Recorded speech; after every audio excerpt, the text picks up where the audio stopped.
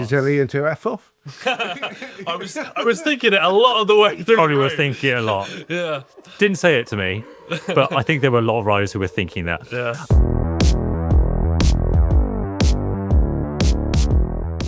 Hi, welcome to Going Along with Cycling Weekly, the cycling podcast about all things ultra, bikepacking and adventure riding. My name's Steve Shrubsall, I'm your host, and with me today is Mr. Ian Toe. How are you, Ian? I'm all right, thanks, Steve. Good, bloody hell. Glad to hear it, mate. And we're also with Inigo Hawkins. Inigo, how are you? I'm doing very well, thanks, Steve. Good. We will introduce you a little bit later, but first, check out the jumper. Can they see it with a laptop? We'll just do that. Look at that. I mean, that is... That's unbelievable effort for a Christmas jumper. It is. I mean, I've never seen Bullseye. but this is the thing. This is me showing my... You're too young. This is me showing my age, and Inigo showing off about his lack of age. He has never heard of Bullseye. I have. What a life you must have led. Well, You've never heard of the Not had the phrase privilege. BFH, bus fare home. to be honest, this is my first impression of Bullseye, and I gotta say, that is unbelievable. I can't take my eyes off it, to be honest. I can't even begin to imagine what happened in the show. Is that Bullseye? It's bully. Bully. Yeah, Bully and ball. as Jim Bowen would used to say, you can't beat a bit of bully.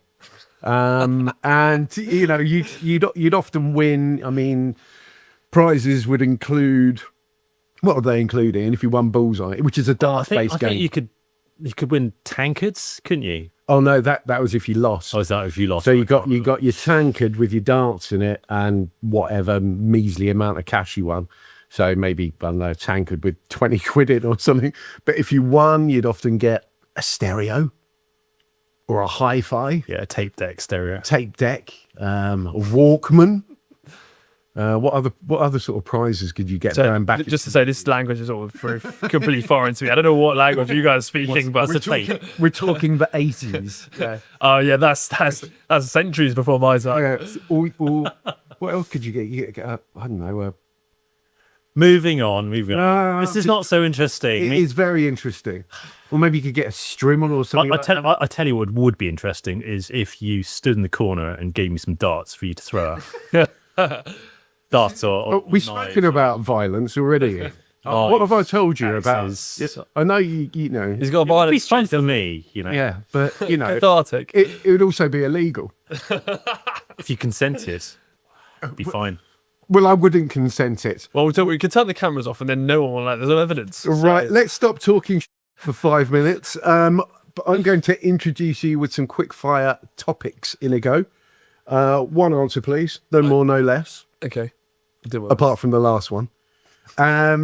What's the furthest you've ever ridden? 395 kilometers. 395? Yeah. I think you ride rode more than that in summer. In one ride I did 395, which I didn't beat in Veer this year, which I was actually quite annoyed about because I thought that'd be a quite easy thing to beat. But I think the longest I rode this year was like 375. But you did in one go. But you rode 2,500k in Veer. The whole race, obviously over not in 9 one. days, Yeah. over 9 So in days. one hit, 95. which is a decent amount of mileage. Yeah, so it was a long way at the time. Yeah, it felt it. What's the longest you've gone with no sleep? Again, well, it's probably getting close to around 40 hours, I'd say. Probably. Yeah. And where was that?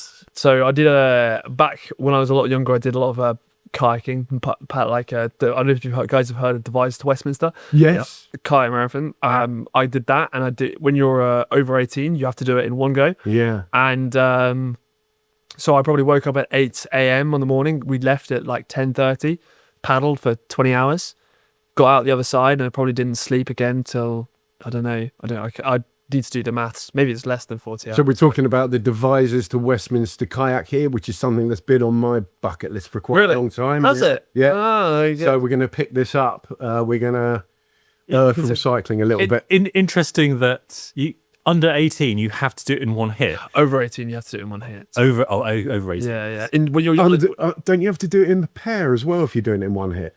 you have to do it in a double. Yeah. Exactly. Yeah. Yeah. It's called a K2. But then if you're under, you do it in 4 days. Right. So I did it twice as a junior, once as a senior. Wow. Interesting. I mean, that is one of the ultimate endurance. Sorry, quick coming back to the quickfire in a bit. I said one word. This has gone on for half the podcast. But yeah, I mean, that is an endurance event and a half. I mean, we're talking about kayaking here. Yeah. What did your training look like? Was it sort of shoulder specific? It's so interesting. I thought, like, you would, like, logically, when I first started paddling when I was like 13, 14, I thought in the gym, lifting weights like this. But actually, like you say, it's all back. It's all the muscles are in your back. The bit in the shoulders, but it's also cardio. So I did a lot of running, because apart from anything else, when you're paddling, it's not one river all the way. You want to get out for locks. Right. And obviously you don't open the lock and close up. Sorry, how long is it from Devizes to Westminster? It's about 125 miles. Which is a long way and A long way, because it's all arm based. And then when you get out the lock, you have to run around. I'd say we worked it out. We probably run between 10 to 15 miles worth of locks. And then it's, as I say, it's about 110. Running them? Right. Yeah. Well, I run. Yeah. So with the kayak? With the kayak on the shoulder. Right. Yeah. You have to, so you pick the thing on the shoulder and you both, and it's, because it's very much, there's two of you. You have to be completely in sync, both when you're paddling and then when you get out of the water, so that you both pick the boat up at the same time on the shoulder, and then you've got the same sort of steps, so the boat's not like bouncing off your shoulder. So how long are you running in one hit? The longest, there's about a mile stretch. It's not actually, it's quite far away from here, to be fair, but there's a mile stretch. And I tell you, it feels like an eternity. You're probably running for maybe, I don't know, 7-8 minutes. We never timed it, maybe 10 minutes, but it feels like, because you've been paddling already for probably 2 hours at that point, and then you go, and then you're sprinting with a boat on your back, and it's like your body is screaming because your shoulders and back are already in pain, and then your legs are in pain, but you're carrying this boat, and it's like sensory over. And you've got the other person behind or in front that you have to keep up with or keep ahead of. Or exactly, it's either you're trying to help them, motivate them, or they're trying to motivate you, because ultimately one of you is always going to be in a bad And way. that took 20 hours? Yeah, I did it in 20 One hours. Yeah. In the seniors, yeah. Amazing. Yeah, you'd recommend that to people, would you? 100%. And I believe this very strongly. I've spoken about this with many people in the past. Anyone can do it. It is such an achievable thing. Don't get me wrong, it is very hard, and you do need to prepare and you need to train, but it's possible. And like, I'd definitely say it's like a life-defining achievement of mine. I remember the first time I got out at Westminster Bridge, my dad was there. He said I was 2 inches taller versus 4 days ago when I started. It's like, yeah. Right. I credit it with the reason why I'm actually right here, right now, to be honest. Yeah. So, right. Okay. And you have to do it in a tandem, or you can do it solo? so you can do it, what's called K1, which is when you're on your own. And you can only do it is when you're a senior. So you're over 18, you can do it on your own over 4 days. But you can't do it in one. Not on your own. Yeah, it has to be two people if you want to race for a time. Yeah. Yeah. But okay. Back to the quickfire then. Yeah. Yeah. Back to the leg No, stuff. actually, we're just going to talk about this event but yeah, sod the quickfire. Yeah. This seems a bit lame now, but what's your favourite piece of cycling equipment? That's such A a kayak. question. That's such a good question, because obviously logically you would say a bike, because it's pretty integral to cycling, but I think that's a bit of a lame answer. Excluding the bike. Yeah.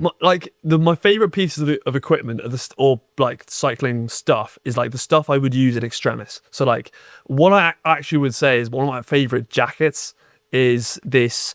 It's this winter jacket that I got from my local bike shop a couple of years ago. It is bulletproof. The orange one that you always wear. It's actually not. It's actually it's black and yellow, but it Colour, the all important colour. My yellow and black jacket. Yeah. and it's waterproof, it's windproof, it's breathable, it's tight in the right places, and it just works. I love it. I love it to bits. And on a really bad day, I always sort of think, oh no, it's okay. I've got a nice jacket. So it's sort of inclement weather jacket. Yeah. So It's rain, the work. wind. Yeah. So basically, right now is what I'm wearing it every day, basically. Right. God. Yeah. Well, I can believe you've been out. I mean, we've just had some pretty shocking weather in the UK, as we normally get. But you're out both days of the weekend in the wind and the rain. So To be honest, Hardcore. you could call me hardcore, but I would call the people who train indoors hardcore. I'm hardcore. I can't do it. I can't do it. I can't do it either. I psychologically, I can't do it. I mean, literally the only reason would be if I was doing like a heat training specific 40-minute, and that was the reason. Other than that, I can't do it. I will happily get wet and hopefully not cold. Me too. I was out again both days, not as long as you, but I was out both days of the weekend because I just find it absolute torture being on the turbo, staring at a wall. You don't have to stare at a wall. You stare at Zwift, which has got lots of nice plants and wildlife and sort of buildings and streets and other cyclists. Mm. Maybe I'll do it to be sociable sometime, but it's just not for me. I like being outdoors. I'll be honest. Like I say, it's a great opportunity. I'm like many cyclists. I feel like we all love stuff. Like I love having, shoes or nice helmet or nice sunglasses or whatever it may be. And like I love the opportunity to get to use this stuff. So for example, like my jacket, like a really nice sportful jacket, just works and it's great. And I love it. And I think brilliant. Yeah, Sportful are really good actually. Yeah. I mean, I very much agree with Inigo here. The Castelli jackets we were given, they are phenomenal, aren't they? They're really good. Even we went out in some pretty awful weather. Yeah. Kept completely dry. Yeah. And warm. And warm. Yeah. So I get what you're saying with jackets. I mean, there are lots. I've got a great Hagless jacket as well, which is hydrophobic down jacket. It's so light, it's so packable. It's something I take on every ultra. So good choice. These one-word answers. Right. If you could 1,000 word. If you could cycle in one country for the rest of your life, what would it? Oh, I know the answer to this. I think Ian can answer this one. For you, Yeah. it would be Italy, I think. Yeah, 100%. 100%. Yeah. Yeah. I spent 2 years of my life there. Oh, did you? Yeah. Oh, of course, you used to. We'll get a bit more into that later, but you used to ride for an elite level club, Zappies. Yep. Yeah, we'll touch on that later. But yeah, I can see how you've managed to ride in Italy a lot. Probably more than most people. Yeah. I mean, I've done a fair bit. And well, he's ridden the entire length of Italy basically at Via this year. yeah. Yeah. I actually, back when I was in my gap year after school, I did my first bike packing adventure from Reggio Calabria in the south, which is a toe, basically next to Sicily. Yeah. And I rode up to the French border basically on my own, just for a lot. Right. For a lot. Yeah. How long did that take? That was 21 days, Right. 2 rest days. Yeah. Nice. And my mini grand tour. Hotel or bivvy? Oh, Quickly, bivvy. I'm Bivvy. going to say bivvy. I'm going to say bivvy. Okay. I'm going to say bivvy. Yeah. why Bivy? Yeah. You can more controllables. You can control it more. Yeah. And you can choose the spot where you want to go. You can go later into the night. It's free. It also is free. There's less faff with the bivvy, I think. Yeah, I think you can also choose your spots exactly when you want to sleep, whereas you can't move your hotel around. You can't necessarily magic up a hotel just when you want to go to sleep. I'd like a hotel here. 5 minutes ago, please. Most important question. Feel free to consider this for a few moments. Your favourite meal deal? Oh, favourite meal deal. See, they vary, right? It depends, obviously, what supermarket we're talking. So Up to you. So the thing is, my thing is, well, it varies. If we're going the classic sandwich, crisps, drink. That's what we're generally looking at. Okay, because M&S do a nice pasta, to be fair. No. That's go ahead with the pasta. Well, I feel like I would only have it in a scenario where there was an M&S and nothing else. I would usually go. What's wrong with the Sainsbury's pasta? I know it's pretty. I saw it doesn't hit the same. It just doesn't do it for me. I can't. Tesco's worse, and Asda. I'm hoping to get sponsorship off Tesco's eventually, so please. Actually, on the subject of options, I think is it Morrison's have like a salad bar meal deal, and you can just literally get a box. I used to do it when I used to a job I had when I was at university. Get like a box, and you can just make your own. This guy. There you go. And anything you want. Already a legend in my eyes. Yes. Salad bar legend. I don't care what else you have to say on this podcast. You've done it. Yeah. I mean, as far as I'm concerned, this is This is done. This has been a success. So you would rate the Morrison salad bar? Yeah, I highly rate the Morrison salad bar. It does it because if you're feeling something, because the problem with a meal deal is it's usually like a chicken based sandwich and crisps. Doesn't and a have drink. to be, but yeah, I know. I'm sorry, a wrap. I don't get that for a meal deal because they're too small. You can't. They are. They're individual. They're one mouth. Yeah, they are. Yeah. Exactly. Right, before you know, it's gone. Yeah, yeah. Yeah. Like, what was the point in that? You know, it Yeah. did not touch the sides. But go on, meal deal me. So basically, what I would happily go for is a chicken and bacon sandwich. Classic. Love a salt and vinegar. Yeah. Any brand, I don't mind. Right. I would probably prefer. Walker Squares? No, I wouldn't touch the Walker Squares. Ooh. When it comes to crisps, I'm sorry. I'm a traditionalist. I like a circular crisp. I don't need any of this Monster Munch. I don't need any of It's not this. circular, it's not... So we're going Company. bog standard Walker's salt and vinegar. So it's Yeah. semicircular. Yeah. You're never going to get a perfect circle. If you do, let me know. Well, 'cause, that would be framed. Last week, Steve rated the Walker's Squares salt and vinegar as 9 out of 10. Really? They're strong. They That's are a strong. stone cold classic. That's strong. But anyway, That's strong. I do prefer a Walker's Square to a Walker's Original purely by dint of the texture.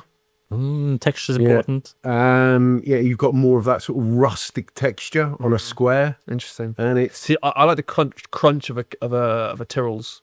Tyrrells. It's yeah. got a real nice. If you can get them in, Crunch. I don't think they're available in meal deal. No, guys. I They're don't- not available in the they small are. packs, are they?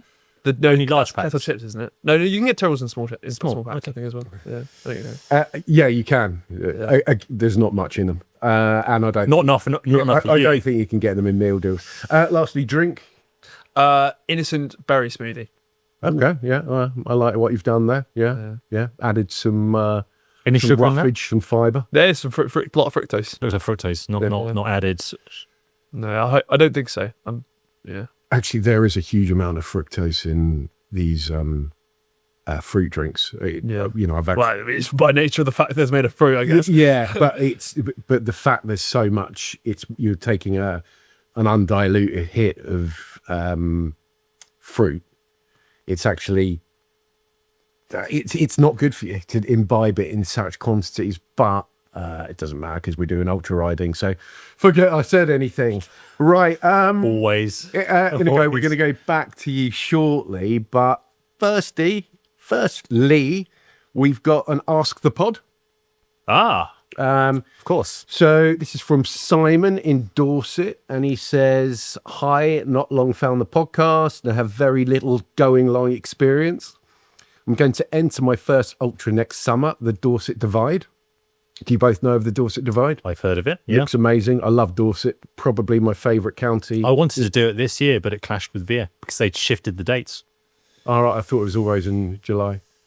Anyway, it starts 15 miles from his door, so that's ideal. Yep, absolutely. And the route pretty much goes past his house. So any advice for a newbie who still hasn't ridden with a loaded bike? For reference, he will be 40 in March. So he's quite a bit older than Inigo, but he's a nipper in my eyes. Compared to you and I. Yeah, and have ridden MTB for the last 20 years, competed in XC, Enduro and downhill. He's also done an Everest, so he's got some good base miles in his legs, and completed a 150 mile gravel ride in Belgium called the Bootlegger. Love the pod, looking forward to hearing any advice. Now, Simon, I would give you advice, but it would be rubbish. So Ian wins stuff. So Ian, any advice for Simon? So first of all, I agree with you. Yes, any advice you would give Simon would be utter rubbish. Unless it was Chris based. Chris base, meal deal base. This is where to get the advice. So I think first of all, age 40 is not a problem. I'm 45. I set the FKT this year at the Southern Divide at the age of 44. So the Southern Divide and the Dorset Divide, they're similar parcours, aren't they? There was a similar amount. I think They've both got Divide in the names. I'm sure they're yeah, same race. yeah, same thing. Yeah, always the same race. Yeah. The Dorset Divide is shorter. I think it must be about 550. 5. Yeah. I think it's great that he's done an Everest already, although he says he hasn't done any ultras that Everesting is quite involved. I don't know the arrangements or the support, how much he's stopped, but just to do that kind of thing, I assume you've done it under 24 hours. Maybe even if you did it over 36 hours, that's still really good going. A huge undertaking, Everest. Mentally, it is worse than indoor training for me. People have asked me, "Are you going to do an Everesting?" Well, I did an indoor Everesting. Oh my goodness! Oh, that is another level of insane. Worst of both worlds. Yeah, it wasn't Indoor good. Everest. Yeah.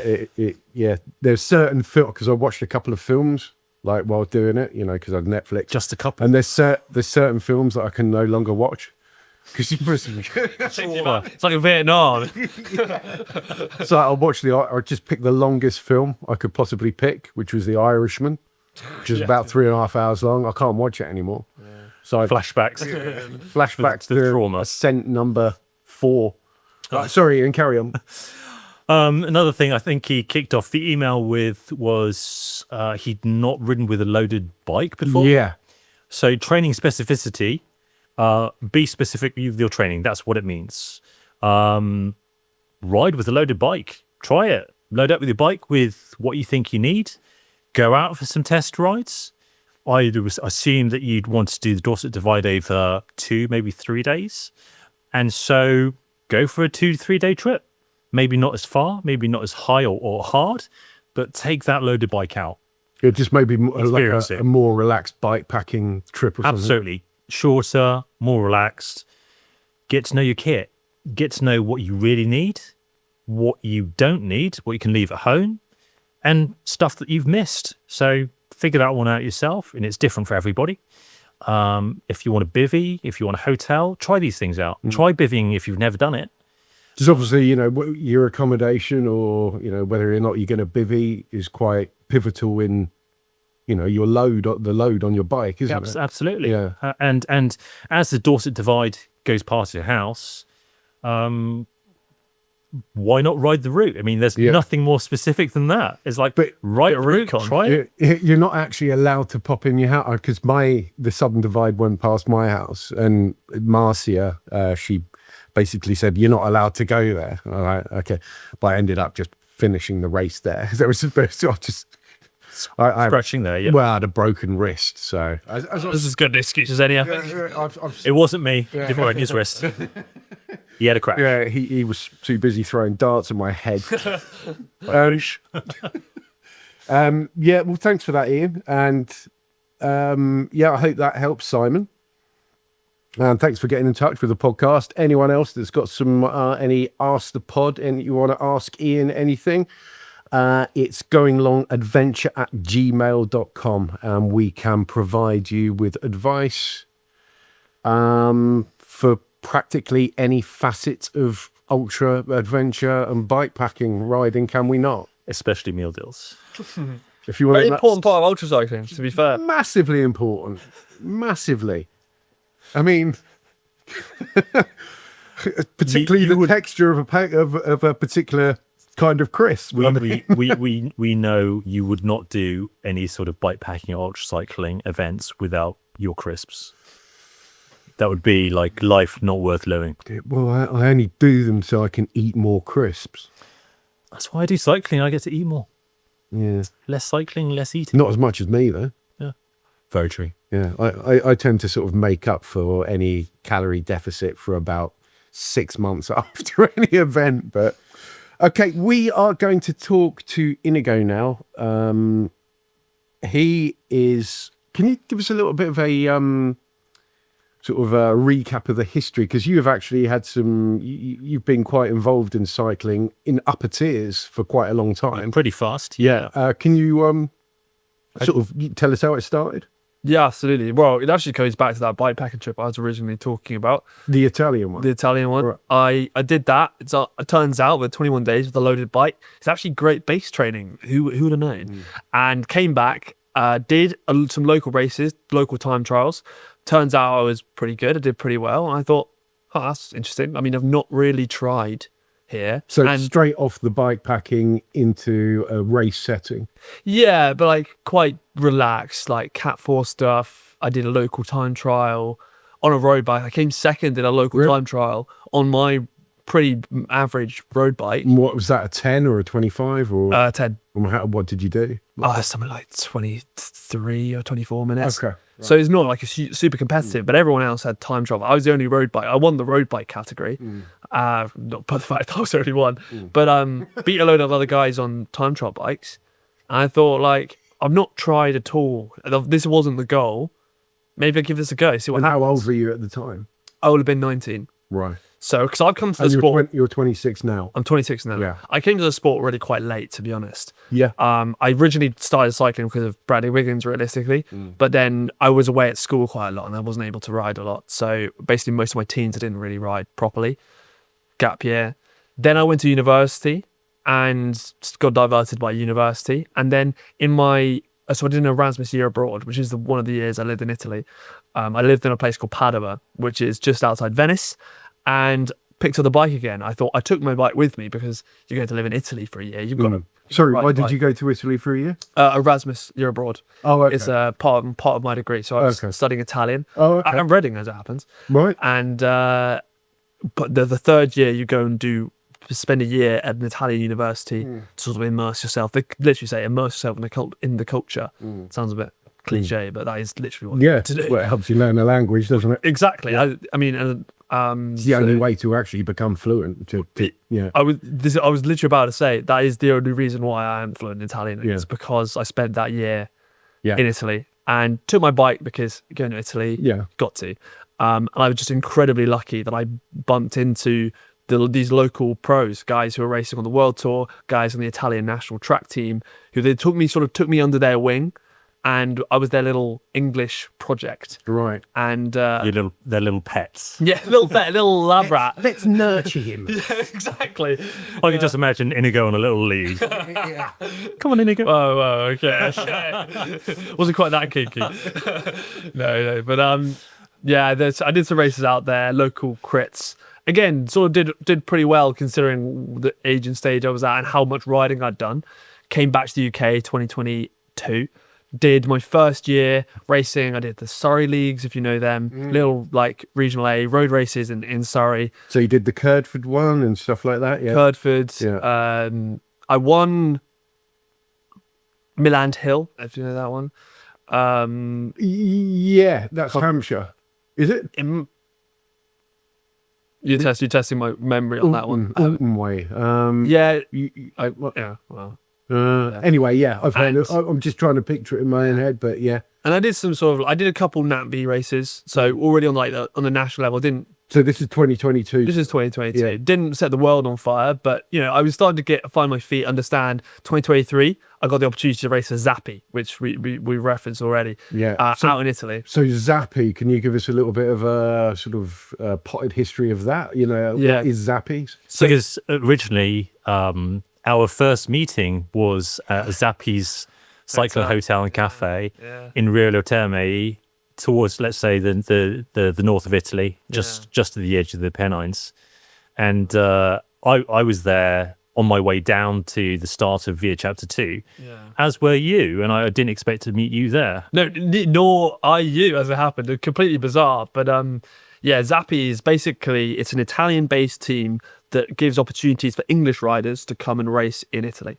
So it's an English registered team, right? And it's run by Flavio Zappi, who he runs the team, has been doing so for the past 10, 15, maybe even 20 years at this point. And yeah, it's a project to get English riders racing in Italy. You obviously have to show some kind of promise to be able to get. Okay, I mean, were you spotted, or did you have to Did you have to sort of enroll, or Yeah, so is it a basically, recruitment process? yeah, you apply, you send them an email with your CV. As it happened, I was actually that summer in 2023, I was actually in the north of Italy, and I went to speak to Flavio in person, and yeah, all worked out. I got to ride for them in 2023. Had a great year. Really, really enjoyed it. Obviously, had its ups and downs. Italian racing is so far different from the UK. Yeah, Nothing like so it. competitive. Yeah. Even in the Gran Fondo. So because I rode the Maratona, it's like just scary. Oh yeah. It's like, hurry up! All right, chill out. I'm just pootling around it. It's like, Yeah. It was properly. Yeah, I don't know if you ridden any Italian Gran Fondos. No. I've ridden both the Strade Bianchi and the Maratona. and they are both scary, to be quite honest, because people are just taking off at 30 miles an hour. Just, Yeah. all right, But yeah, pull your boots. Flavio I'd met previously, but and I think the English connection is quite an interesting one, because he, I think 15 years ago, he had a series of cafes in this area between Abingdon, Oxford area. Oh, really? Yeah, and he ran essentially a club, wasn't it, at the time? Yeah, more or less. Yeah. Because his wife was English, but after she passed, then he moved back to Italy. Yeah, Flavio is an You would know, ex-pro. wouldn't you? Ex-pro, green jersey wearer. Yeah. Oh, really? Yeah. Was pro for 5 years. Which At year the are top we level. talking about here? 90 in the 90s, I think it was. Oh, right. I had a sort of high edge just from 1980s. watching cycling then. I grew up in the era of Stephen Rooks and Stephen Roach, and Same Anyway. era. He has a photo of, I think, Stephen Roach riding the Giro. right. Yeah. So you did a year with Zappies, Yeah. and just the one. Just the one. I went and I came back and I started getting much more into UCI racing, so international level UCI 1.2s, 2.2s. So that's like the third tier. So you've got the World Tour, you've got the point ones, or technically the point pros and the point ones. I sort of treat them on the same level, and then the 1.2s and the 2.2s. 2.2 is a stage race. 1.2 is a 1 day race, and I had some great, I did a lot of racing over in France, Netherlands, Belgium. I didn't go back to Italy. Who were you racing with at the time? So great name, SNVT Hoob, powered by Bim Bam. yeah, That's a bit of a mouthful. Yeah, yeah. real cycling, proper cycling team name. That is real ciclismo for me. That is Did you wear a jersey which was just basically full of loads yeah, more or less. up the Yeah, arms? it was actually a nice design. It was like a pink blue gradient. It was quite nice actually. Whereabouts were they based? Bristol. Okay. And enjoyed that. And then this year I had a great opportunity to race for SWAT Club. I don't know if you've come across them, but they're really sort of changing the boundaries of what's possible in terms of road racing. They're a club team, but really punching above their weight. And it was very much designed because obviously if you want to go pro these days, you have to be 18 and you have to be able to do 400 watts for 20. Really? Yeah. Oh, right. Okay. That's not an actual stipulation. No, but that is the way. That's what you That's the way. essentially need to be doing. So for someone like... And were you able to do, what sort of FDP did you have in your Zappies days and indeed the year after? So my FT is 382 watts, which Now? is not right now, Right. but which was 6.1 watts per kilo. Wow. I think Okay, six- that's six kilos. proper So- natural talent. Yeah. So but the problem is that the number inflation is just an ever stretching curve away, or it's going further and further. 5 watts per kilo like 10 years ago was like whoa. But now then it was 6. Now it's like Why 7. do you think that is? Do you think this is a nutrition thing? Yeah, I think Yeah. it's a nutrition thing. I don't want to speak about, allegations of the sport in terms of what stuff that happened 25 years ago. Because But you are looking at Tadej Pogacar now, Pogacar, Yeah.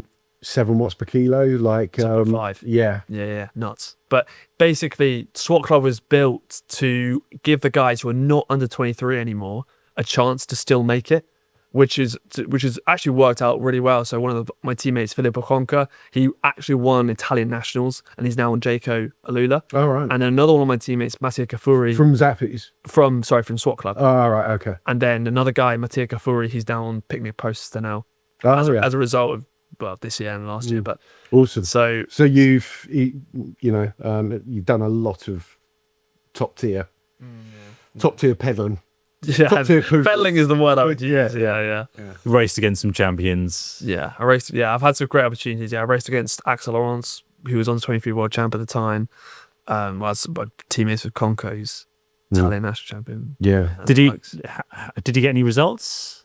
road racing never really reached the levels I really wanted to. I was, It's a big team game, isn't it? it is a big team game. I was also not. I just never quite got to the point. Did you establish a role? I mean, were you a domestic, a puncher, a ruler, I would a grimper? I would definitely not say I was definitely not a grimper. My sprint is absolutely shock. I'm assuming the Grimper is a sprint. No, Climber. As a climber. Oh, sorry. Which one's the sprinter? Ruler, puncher. Sprinter. That's Sprinter's first. Sprinter with a U at the end. Sprinter. Yeah. I mean, I always thought of myself as a climber, but I actually think I'm much more of a time trial model. That's what that's what. So you've got WK5 a good says. diesel. Yeah, that's. I mean, yeah, so yeah. if you could just diesel your way up a mountain. Yeah, that's me. I like to get in a break and just 300 watts for 4 hours. Thank you very much. Yeah. So you haven't got, or you didn't try and nurture much of a kick. Oh, I tried. It did not. It didn't work. It did not work. The ongoing joke on my Instagram is that my peak power is 950 watts, and you would be surprised the amount of times I actually hit 950. It says on the Wahoo 950. It's bizarre. My actual peak is something like 1100, but I haven't touched that in You're right. Okay. It's I just can't do it. What's your peak power? 1300. That's pretty good though. That's still pretty good. Are you sure? Yeah. I've hit 1400 before. I'm not sure you hit that the other day. Well, I didn't. I was. Oh, he wasn't trying. We just done a time trial. I don't know. I think I got 1100 watts or 1096 or something like that. I couldn't see your head unit that far back. We were level. There's a lot of allegations being thrown around. What's your best 20-minute power? 450 watts. I'm calling No, 450. Yep. It was a while ago. Really? Yeah. Yeah. Well, I have nothing more to say. That's funny. That's the first time I think I've heard you say that. 450, my ass. Right. Okay. Let's move. I thought he was going to say 451. No, 430 for me. 20 minutes. That's solid. That. But His power meter wasn't calibrated. that probably that only equated to 4.5 watts per kilo. Well, that's well above the average, to be fair. So you've got to take that. Yeah, I've never managed to hit 5 watts per kilo. I think at the moment, excuse me, I'm on about 4.1 on a good day. Yeah. Me and Ian do a lot of time trialing, like together for this segment we do, and I can hold his wheel until there's any kind of gradient. Then he just uses his. I'm pretty sure I dropped you on the downhill segment last time. No, we took a corner slowly. Then you took me unawares and just did like this stupid little sprint and left. Stupid little sprint. Yeah. That stupid little sprint dropped him. Wow. Stupid. Pathetic. Stupid sprint. Stupid bloody lighter cyclist. Right. Where were we? Yes. So you've moved out of competitive cycling. Yeah, so this No, competitive, well, that's sort of road cycling, I guess. Yeah, this year it didn't really go the way I designed it. I got quite seriously ill at the beginning of the year. Yeah, I had a pretty chronic fatigue based illness, basically, that wrote off my road cycling. Is that like chronic fatigue syndrome or It's like Epstein-Barr, basically. Right. Oh, okay, yeah. And I figured it out maybe like halfway through I had it, because I kept riding, kept racing, didn't know why I wasn't doing very well, and then finally figured out what might actually be going on. I had a blood test and was like, oh right, well that makes a lot of sense, doesn't it? Do you think that this has curtailed your racing career, so to speak? Well, not necessarily in terms of performance, but much more in terms of mentality and how I think about the sport. I got so disincentivized that I was performing badly. I was in a very bad mental space already because I didn't know why.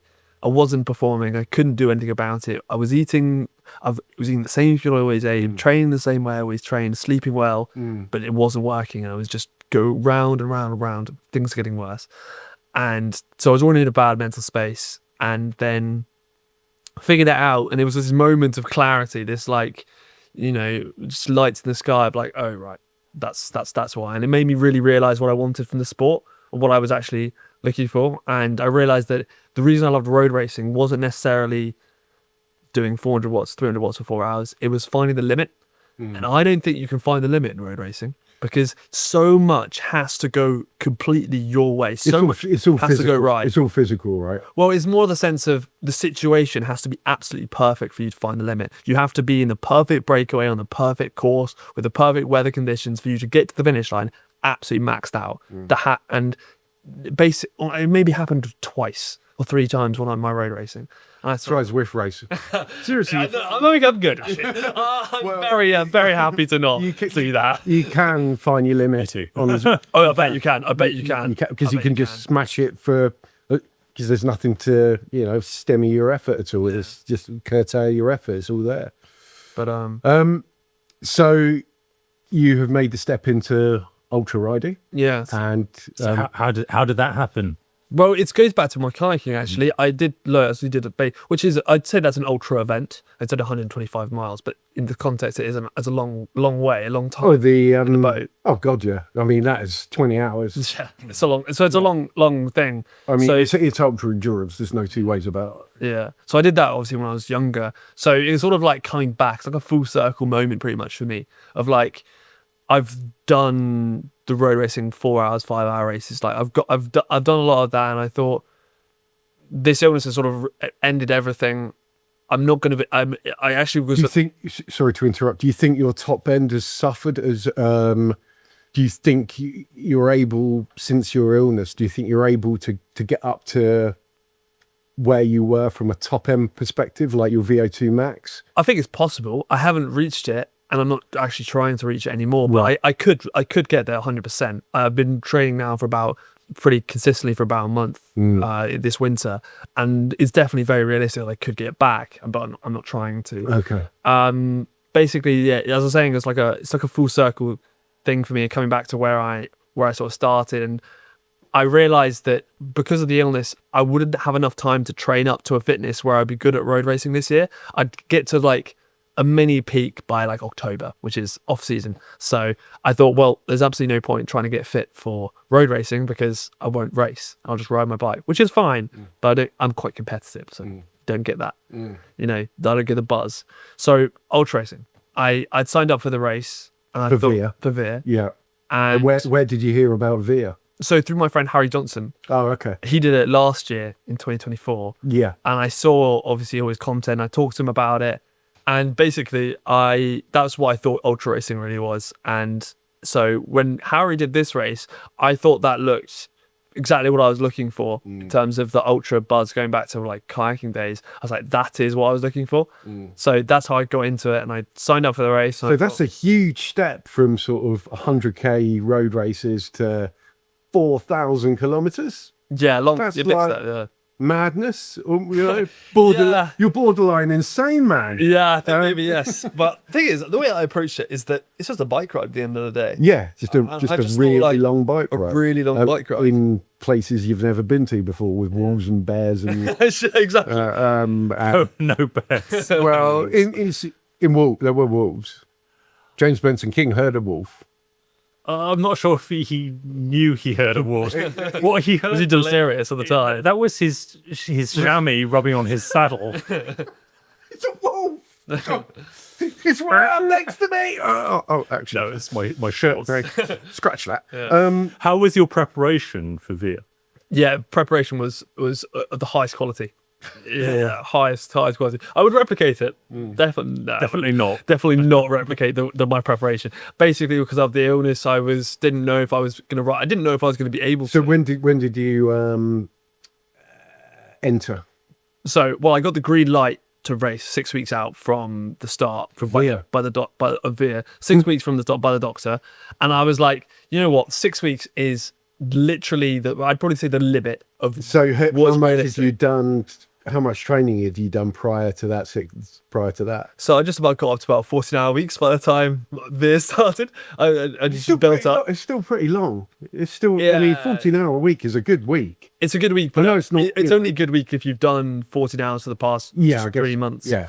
I think, and I got to the start line like way too fresh. I mean, obviously, like I'm just not trained basically, but I was very much, as I say, I was in a very bad place mentally already, and I was just in the mood for like exercising some serious demons. Yeah. That's all I was really interested in. I just wanted to go out, tell everybody to Yeah. F off in my head and just I mean, you get it done. when we met a few days before the start. Did you tell Ian to F off?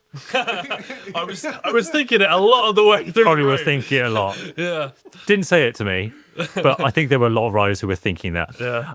But yes, before the start, Yeah. a few days before, when we initially met, Yeah. you seemed pretty relaxed. Yeah. I was pretty. I think it's so bizarre to say. Like you say, I'm insane. 4,000 kilometers, and the distance never got into my head.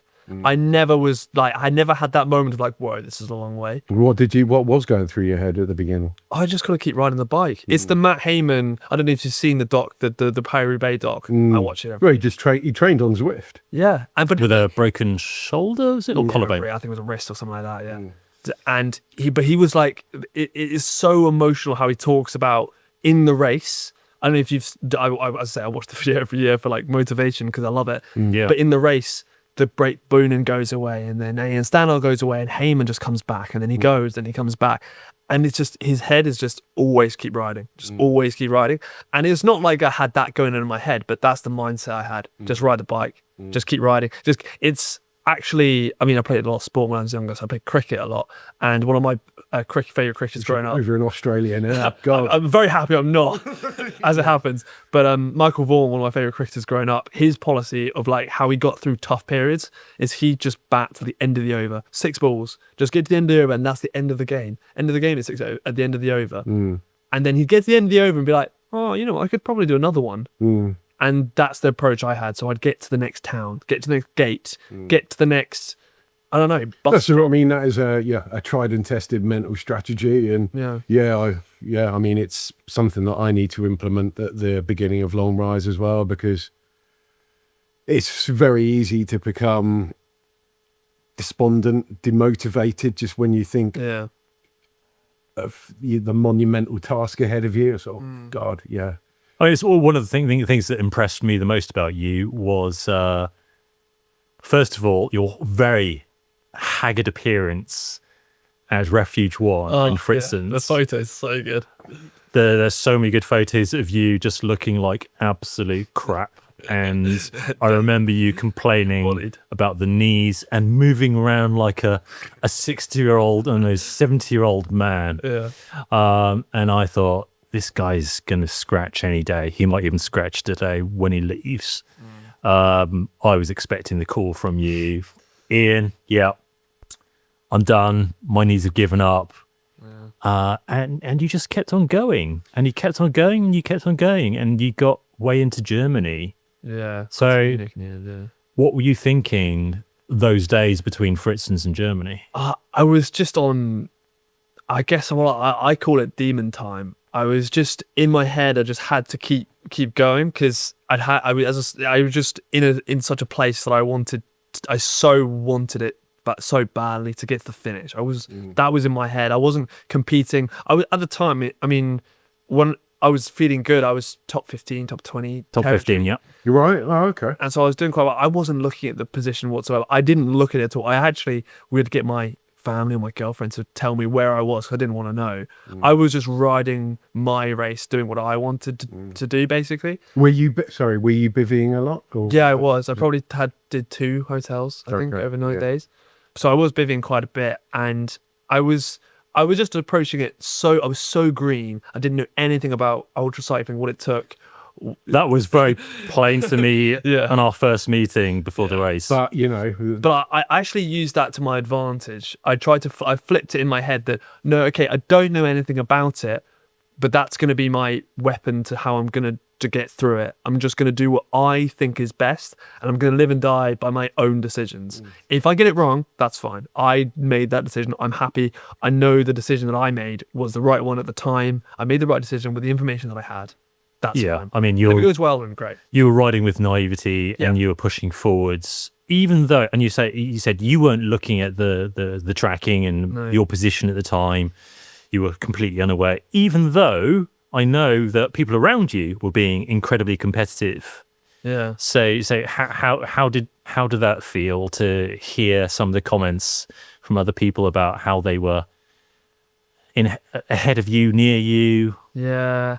Well, it's funny. So we mentioned Harry Johnson. So obviously, I went to the race at the start. I was at the start with Harry Johnson and Matt Downey. And I spoke to him about actually a lot during the course of the race. every day. Yeah, exactly. And so we had this mini little. We had a group chat. And we had a little. We'd sort of check in each other every sort of day or so, see how everything was going on.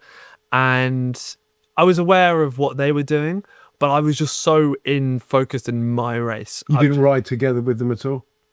No, actually not. Almost not. I don't think at one moment. I think Harry, we saw each other on the road at the first gate, 30 kilometers in. Yeah. But other than that, I don't think we saw. I saw Matt at the first refuge, but we were both at the refuge. And he was scratching anyway. So Not that I knew at the time. He sounded like he was going to carry on, but I wasn't aware. And then he messaged the group chat about an hour after I left, and I was just so much in my own race. Partly, to be honest, it almost spurred me on that I thought that, okay, these guys are competing. I'm not competing, but I'm next to them. Sort of like, okay, so I've done no prep, I don't know anything about it, but these guys are prepped and are doing it, and we're doing it for the second year as well. They're level playing with me, so almost the concept of imagine what's possible if I actually. Okay, it sounds bad, but if I actually tried, what's actually possible? If you actually trained. Thing is, yeah. there was the aspect of training, so you obviously had very little time to prepare yourself for it physically. Mentally, I guess that comes with experience. But I hear your bike probably wasn't Best setup. best set up for such a long trip, and you may have had some issues. May have developed an ailment or two. I think Inigo had quite a few ailments. When I had a couple. Rosfeld, what happened there? Rosfeld, Panoramastrasse. That is some of the toughest 4 to 5 hours I've had on a bike ever. When was this? Sorry. So I think this is the day I scratched, but it was the beginning of the day in Austria. I was on the other side of the Alps, going into Germany towards the second refuge, and Rosfeld Panoramastrasse is just a climb. It's like 8 kilometers, 9 kilometers, something like that. It took me 4.5 hours, Right. bottom to top. And why did it take you 4.5 hours? I was in so much pain. With knees or hands? Knees, or ankles. I had a bad hand. ankles? As well. Yeah, ankles. Yeah. What would you put that down to? Insoles. Right. I just didn't change my insoles. I'd ridden the same I'd done maybe, 12,000 kilometers on my insoles, just too many. And my arch was collapsing. Oh, okay. So basically I was it was pronating inwards on my pedal strokes, basically. Yeah. Which basically meant I got ankle pain. Yeah, so you'd be putting a huge amount of pressure, wouldn't you, on your On the inside. Yeah. So these are some rookie errors in not making sure your equipment's up to date. So insoles for your which caused your foot pain, and then your knees. What caused that? Not running enough. I just not training enough. My bike fit. For the thing is, I didn't change anything about my setup because I knew that it worked for me. I'd ridden tens of thousands of kilometers on this particular measurement, so I knew that the bike fit me. But the problem was that I didn't do loads of riding beforehand. And I think it was also a road racing setup, wasn't it? So it was a road racing setup. Yeah. Your knee issues were probably partly also due to the road racing gears, bit high for the gears. ultra. The gears were too. Yeah, the gears. gears were you using? I did 50, 34, 11, 33. Right. So I definitely could have done with another gear going up hills. Yeah. Oh, 3 gears actually would have been nice. Yeah. Yeah. This is the problem again up Rosfeldstrasse, because I was just, I think as well, I was so tired. I slept twice in bus shelters for like half an hour because I was just, I pretty much walked up most of it because I didn't have a low enough gear. My knees were in so much pain. So you slept going up the hill? Yeah. And then in your hands. So the hand. What happened there? Obviously, again, this really shows how little I knew about ultra racing. So obviously, clip-on TT bars, that's a normal thing in ultra racing. I'd say, to be fair, I've seen it. Every ultra piece of content that I've ever seen or been aware of has involved clip-on TT bars. It's always there. I always thought it was an aero thing. I never figured out that it was actually a comfort and a prevention thing. Turns out, basically holding the bars on your hoods for 16 hours a day, day after day after day after day, not great for your hands. And your wrists or anything, any part of your arm at all. Pretty much. You can almost sleep on the aero bars. Yeah. I was a little bit surprised when you told me before the race started that you didn't have TT bars. Yeah. And I think your response was, oh, well, I couldn't change them. I can't change it now. So I'll just try my best, which again is an admirable attitude to have, to just get on with it, I think. Yeah. Yeah. But if you, sometimes, that attitude doesn't always work, but it gets you to a start of an event. It gets you experiences. Well, I'd actually disagree that it actually did work for me. The attitude worked, because I could have just. Some people might not even have started the race. That no TD bars, therefore I'm not going to do it. So at least I got to the start, and I did get over halfway. So I'm actually quite happy with. Well, would imagine what you could do with the aero bars, but the thing is, I tried so hard. So I've got these integrated carbon fiber integrated bar and stem, which obviously oval shaped. Yeah, you can't get anything on them. Can't do anything about it, and I couldn't change it as well. No. So I was a bit stuffed. I tried, so I did everything. I went and I got some PVC pipe. I cut the PVC pipe in half and tried to like attach it to the bar to make a circle. Yeah. With a pipe, and then I infilled it with some like bar tape to make a sort of rudimentary circle around the oval, to then attach the bar to it. It worked laterally, but it would just like slide up and down. I was just like, this is not going to work, is it? That's a proper bodge. Yeah, absolutely. Just briefly then, because we're running out of time, what are you going to do different this year? What, TT bars for sure. Yeah. And train, of course, as well. Yeah. But the two big ones then, like training volume and bike setup. Yeah, those are the main things. So those the obvious things, I think.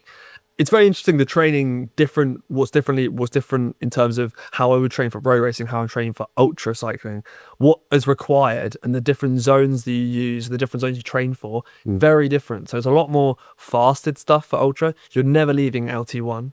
Yeah. So you should, in an ideal world, yeah. And have you got any other?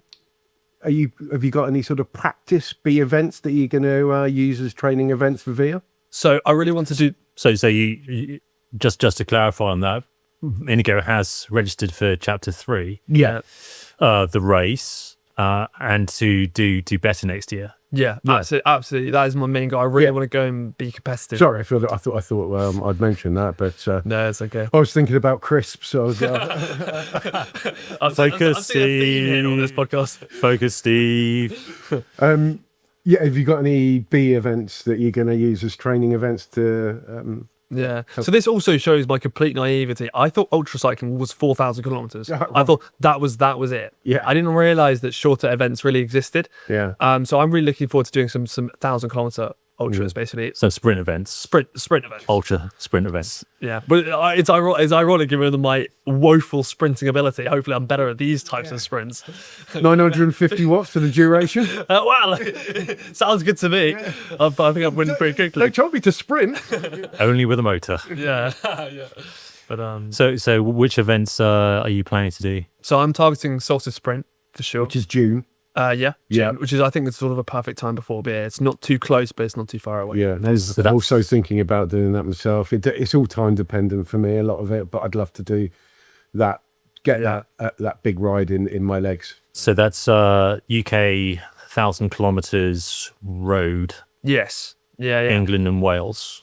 Yeah, pretty much. I'm really more interested in the road stuff. So I have done gravel. I've done a bit of gravel this year. And I'm interested. There's the Ethelred Ultra, which you might be. Oh yeah. Brand new event. Your Angus, our guests, yeah. Angus Young's event. So I'm actually helping Angus out a little bit with that. So that's gravel. I'm really interested in doing that as well. That's in May, the end of May. Yeah. That's a little bit shorter. It's more like 500 kilometers. Because it loops out, isn't there? A series of different loops. Two loops. Two loops. Yeah. North of Salisbury and south of Salisbury. Yeah. It should be a really good event. It's great for me because it's my home roads. Yeah. So yeah. Really would like to do that. But yeah, Solstice Sprint is my main, then VIA, and then there's space for one more, and I'm holding fire. After VIA? Pre-VIA, I think, possibly, depending on whether I do the Ethelred Ultra. If it lines up, I'm sure that's one I have got on the calendar, what I want to do. My year is about being competitive at VIA, and gravel riding is not really gonna happen. It's a different discipline. Yeah, it'd be good training though, and absolutely. It's good to test out some kit, but obviously there is some crossover between gravel and road. Yeah, not yeah. not 100%. It's the stony descents in the middle of the night. That's what just gives me the heebie-jeebies. I was never a mountain bike rider. I only ever did road when I was younger, so it's just that's my only limiter. But You're worried about the risk of crashing. Yeah. On a hardtail mountain bike. Yes. Anyway, well, thank you so much for your time, Inigo. It's been a pleasure to speak to you. An absolute pleasure. You're a man of a lot of cycling experience, and I hope, and you've obviously got a huge sort of future ahead of you with ultra riding, I hope so. and you're only young. You've never heard of Bullseye. I mean, He has now. beggars belief. Yes. Because you go on YouTube, it's amazing. Not particularly politically correct, but them's were the 80s. But yeah, thanks very much for coming on. Thanks for having me. Yeah. Thank you, Ian. As always. See you next week, mates. Yep.